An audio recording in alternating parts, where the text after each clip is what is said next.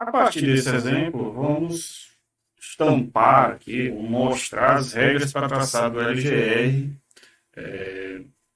Vamos falar agora essa parte mais teórica, vou apresentar alguns exemplos, algumas condições matemáticas, e após isso faremos dois exemplos para que vocês possam entender melhor como é que a gente faz o traçado desse LGR inicialmente de uma forma manual. Então, o primeiro ponto é a determinação do número de ramos. O que deve ser feito inicialmente? Eu tenho que marcar os polos e zeros da função de transferência, lembrando desse detalhe, de malha aberta com os símbolos x e zero, que você já conhece, respectivamente. Então, muito importante isso. Função de transferência de malha aberta. O número de ramos será igual ao número n de polos. No exercício anterior, nós tínhamos dois polos, portanto, dois ramos do LGR. A simetria é um tema importante na LGR, porque é o seguinte, o polinômio do denominador dessa função transferência malha fechada, a equação característica, ele tem coeficientes reais. As suas raízes elas podem ser apenas números reais ou complexos conjugados. No caso de complexos conjugados, o LGR é simétrico em relação ao eixo real do polo complexo. Vocês vão observar o que exatamente significa essa simetria quando apresentarmos um exemplo com polos complexos conjugados. O LGR sobre o eixo real vai existir alguns detalhes. Então, inicialmente, pares de zeros ou polos complexos conjugados não afetam a condição de fase sobre o eixo real. Então, não importa. Veja, a soma dos pontos de cada polo complexo, aqui tem um exemplo dessa figura, observe, eu tenho um polo complexo conjugado, eu vou denominar P1 com simetria P2 aqui embaixo, o eixo imaginário negativo, mas a parte real permanece aqui negativa. Tá?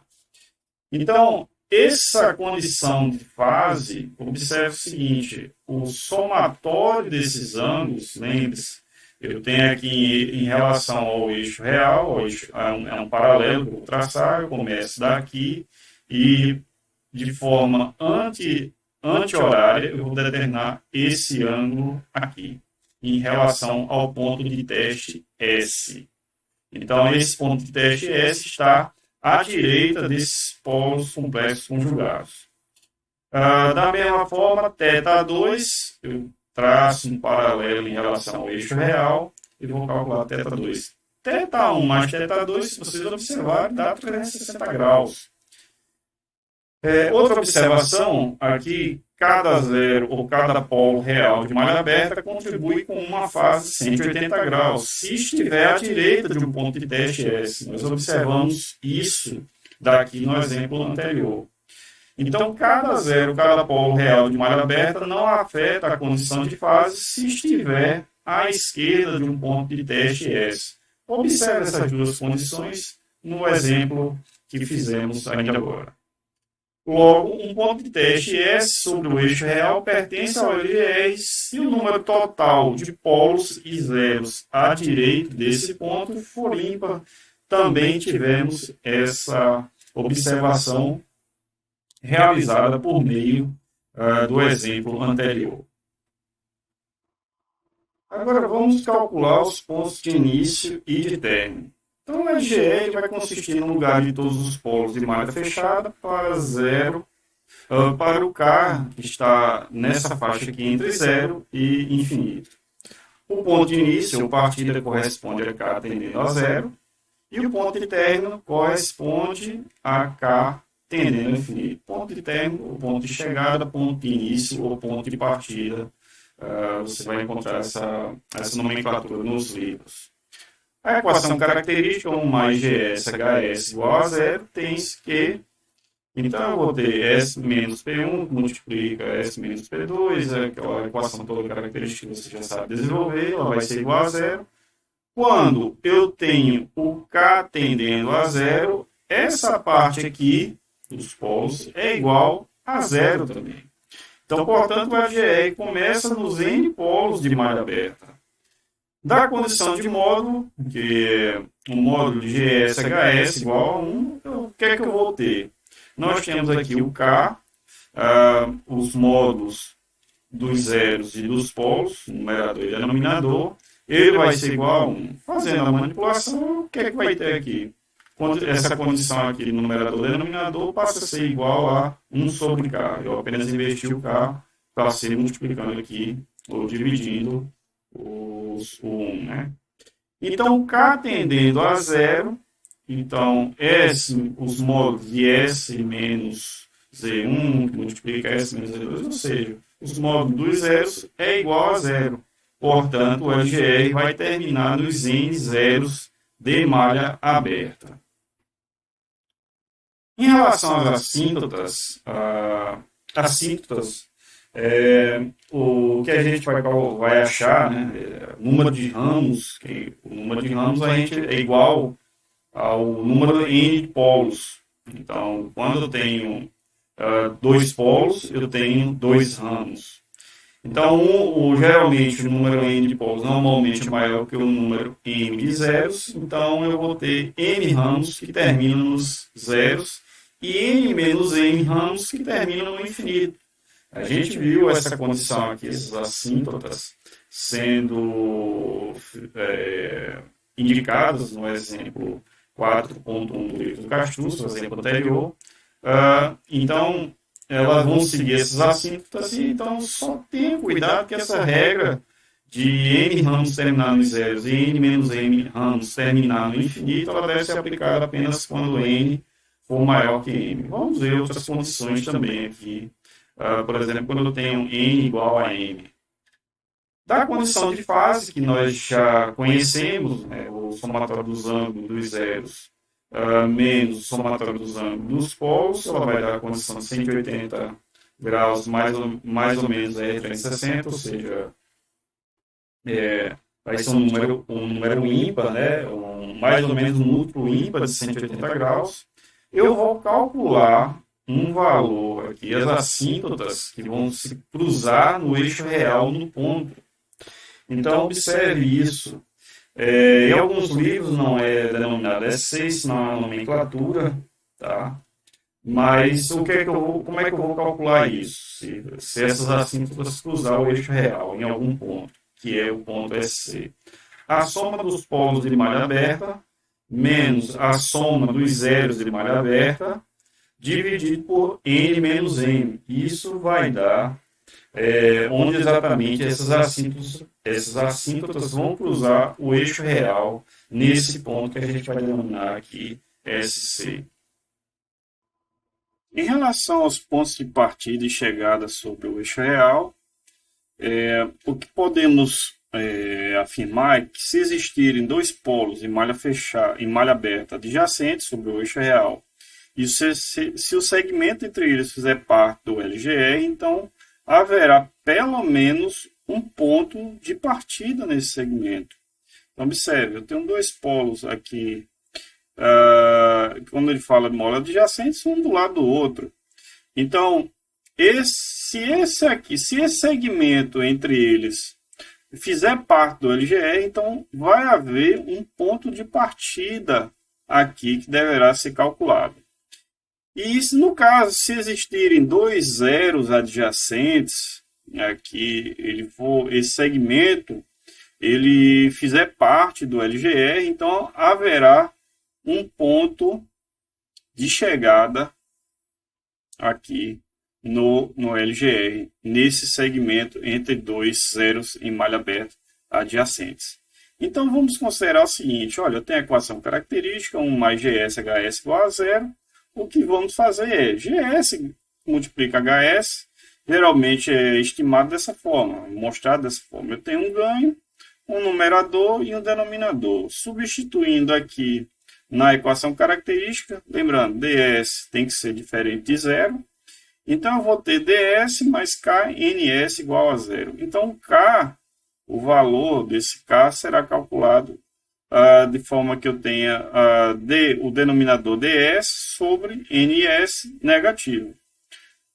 Para isso, os pontos de partida e chegada são calculados a partir da raiz de dk em relação a S igual a zero. Então, o que é que eu vou fazer? Eu vou fazer em relação a essa equação aqui, se vocês observarem, isso aqui é uma divisão, tá? Eu vou fazer a regra da divisão, porque eu vou pegar o K em relação a S. Então, eu vou ter menos desse sinal aqui, lembrando, não esqueçam disso daqui. A derivada do denominador vezes o numerador, menos o denominador vezes a derivada do numerador, sobre numerador ao quadrado igual a zero. Isso vai dar uma equação, uma equação que pode ser resolvida, e aí vocês vão descobrir a raiz. E se essa raiz ela não pertencer ao LGE, então ela não corresponde nem a ponto de partida e nem chegada. Para o ângulo de partida de um polo complexo e de chegada em um zero complexo, o que é que a gente vai fazer? O que é que a gente pode tomar de consideração? Isso vai permitir determinar a direção desses ramos no lugar geral das raízes nas proximidades desses polos e zeros complexos conjugados. O que é que a gente pode fazer? A gente vai escolher um ponto de teste nas proximidades desse zero ou polo complexo, que será considerado que a soma das contribuições angulares de todos os outros polos e zeros, isso vai permanecer invariável.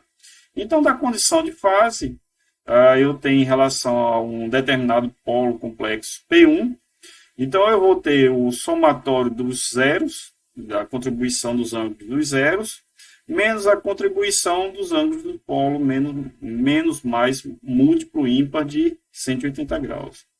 Da condição de fase, o ângulo de chegada de um zero complexo vai ser o inverso, ou seja, negativo para o somatório dos ângulos das contribuições dos zeros e positivo em relação aos polos, mais ou menos o múltiplo ímpar de 180 graus.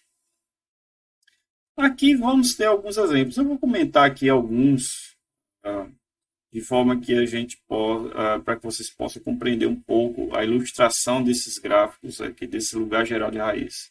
Então, observe essa situação aqui, eu tenho 3 polos aqui nessa determinada localização. Eu tenho 2 segmentos de reta no eixo real, tá? Então, já dá para observar que os 3 polos estão indo para o infinito, tá? Mas nesse segmento aqui de reta, entre esses 2 polos, há um ponto de saída, tá? O K está indo nesse sentido, variando nesse sentido, aqui também dessa forma. Então, esse lugar geral de raiz, para essa representação, se encontra dessa maneira aqui.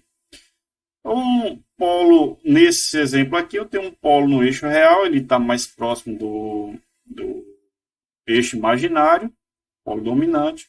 Aqui, um par de polos complexos. Note que ele está indo para está indo para mais infinito, à medida que o K vai avançando. Eu vou ter aqui uma variação desses polos complexos. A gente vai, aqui já precisa um pouco mais de um software para esboçar de forma mais precisa, mas lembre-se que a gente vai aqui apresentar nos exemplos esboços, são apenas esboços manuais, o importante é que vocês também aprendam a interpretar esse lugar geral de raiz, mas à medida que o K vai avançando, ele também vai avançando aqui no eixo real e também aqui nessa região dos polos complexos conjugados. E aqui existem vários e vários exemplos que a gente poderia ficar comentando. Já com a inclusão aqui de um zero, então eu tenho um zero no eixo real, um par de polos complexos.